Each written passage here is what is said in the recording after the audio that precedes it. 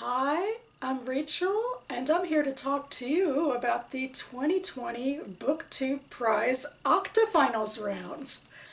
Just a few hours before sitting down to film this, Robert at Barter Hordes posted to the BookTube Prize channel the official long lists for fiction and nonfiction this year. So we have 48 books per grouping. And I'll link to that video and to the website down below. Judges have been divided off into one of 8 groups, or technically one of 16 groups across both categories. And we will be reading 6 books officially for the prize between February and March. As an official judge this year, very exciting, I have been placed to judge the nonfiction prize in Group B. And here are the 6 books that I will be judging.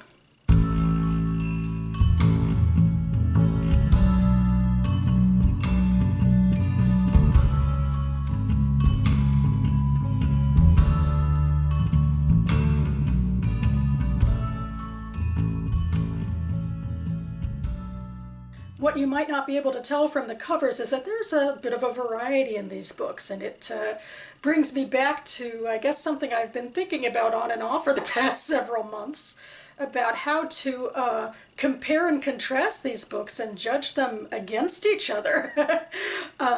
Because we have everything from up and close and personal memoirs to an 800-page history book, which, yes, I am very much centering on.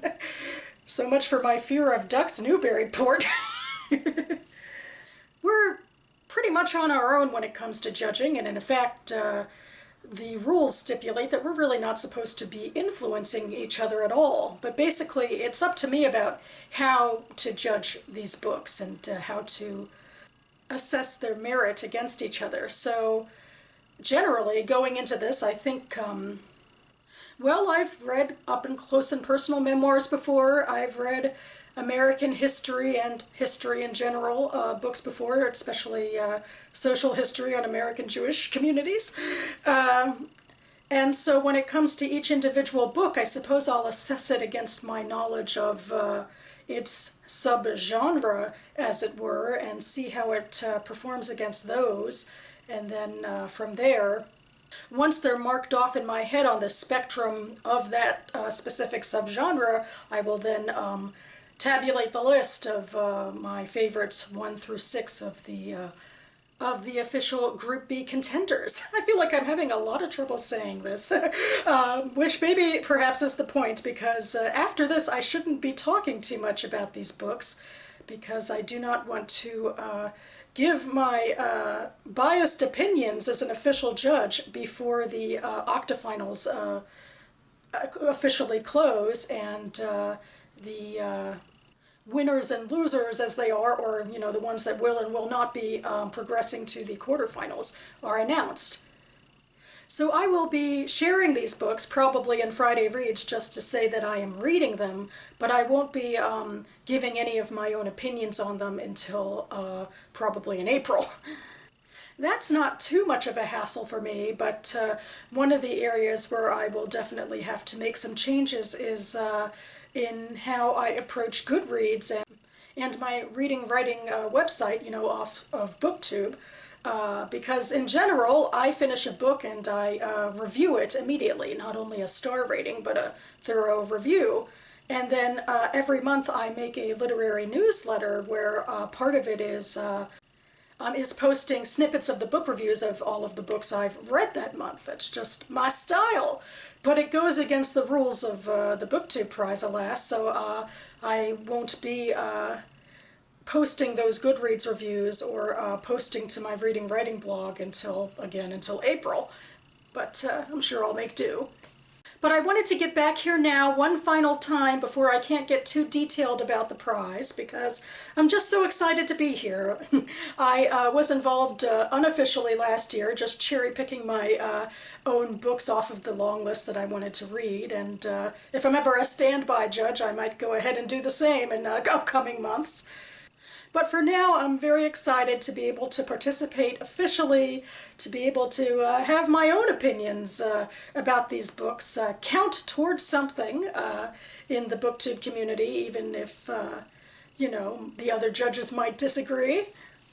I would still love sometime at the end of March or beginning of April to get together officially or unofficially with any interested judges just to talk about what the Octafinals judging process was like for everybody.